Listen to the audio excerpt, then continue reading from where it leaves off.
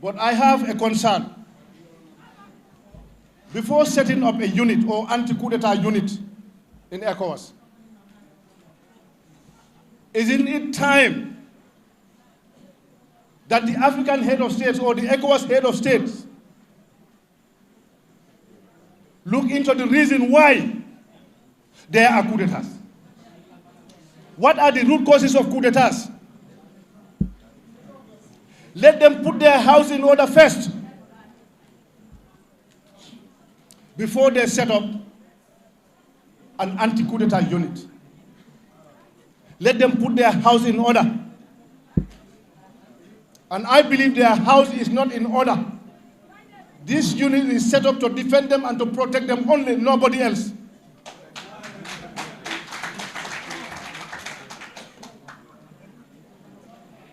What is more coup d'etat than your national constitution gives you 2-term limit, 5 years, 2 terms. After serving 10 years, you want to change the constitution for another term. Is that not a coup d'etat?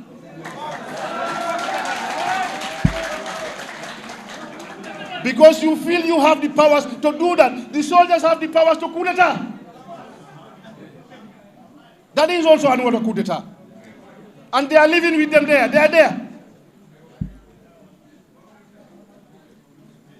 In the name of civilian, putting on mufti clothes, calling yourself a Democrat, when you loot all the resources of your country, mislead people, torture them, imprison them, burn their businesses to us, and you call that a democracy? Or a civilian rule and an illegally elected government? The leaders must stop lying to their electorate first. They must stop the corruption. They must stop looting our resources. They must understand that they are not a better citizen than anybody. They are given a responsibility, a role to play to help develop the countries and make sure that there is peace and tranquility and respect the constitution of the country. But this is not happening. Example is this government. This government has lied to people in 2016 that they are going only for 3 years. Was that not a lie? Who asked them to tell people that we are going for 3 years? Were they forced to say that? They went around the whole country, lied to everyone. When the people started reminding them, this is what you promised us, they threw tear gas on them. And the president is bragging, yes, when I threw tear gas in them, they never came back.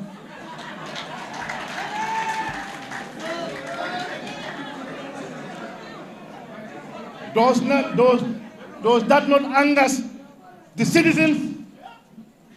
You throw tear gas on your people. Some of them are wounded and you stand out there and bragging that I throw them a tear gas. They never come back. That alone can anger the citizens. You promised the people you will have a security sector reform. It's never happening. The civil service sector reform is never happening. The Janneh Commission was violated before the end of the commission. When you take all the assets of the former president, and now you are busy buying assets, your days are coming. I thought they should have learned, or they could have learned from this. Unfortunately, they are not learning.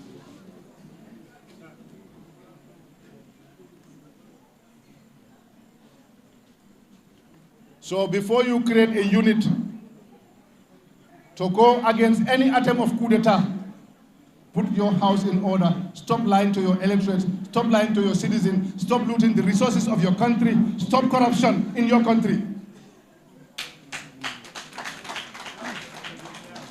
And then you can talk about anti-coup d'etat.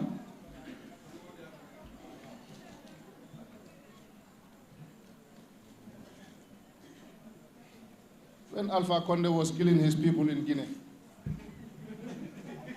after serving 10 years, he said it was not enough. I want to serve another term. During the process, so many Guineans were killed.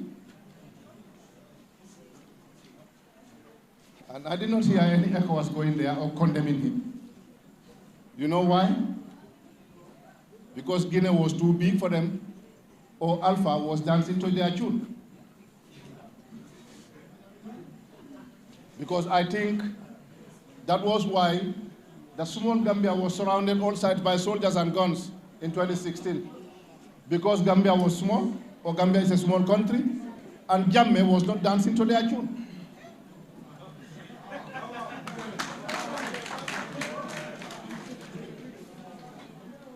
After the presidential election in Guinea, more than 300 Guineans were butchered, killed. No ECOWAS condemned him. No African Union condemned him. Instead, they pick up their phones and say, Monsieur le Président, félicitations, congratulations. That is the fair game that is happening in Africa. They can condemn Mali, they can condemn Guinea, they are soldiers. But the one in Chad, who has been given a red carpet for the African Union, was never condemned, and he's a soldier too. He's a soldier. They can give him a red carpet to the African Union.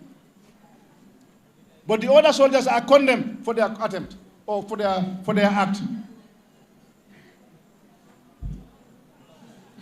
Where is the fairness in ECOWAS or in the African Union? They are not representing us. I believe they are representing themselves. So we are calling them to remember that power belongs to the people. Alassane Ouattara knows how he came into power with Gbagbo. He knows. But he finished his 10-year term, he changed the constitution for another term. They are there with him. Nobody condemns him.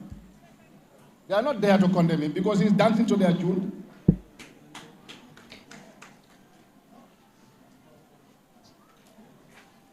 So I'm calling on ECOWAS to do the right thing. We young Africans, we are here watching, and we fear nothing.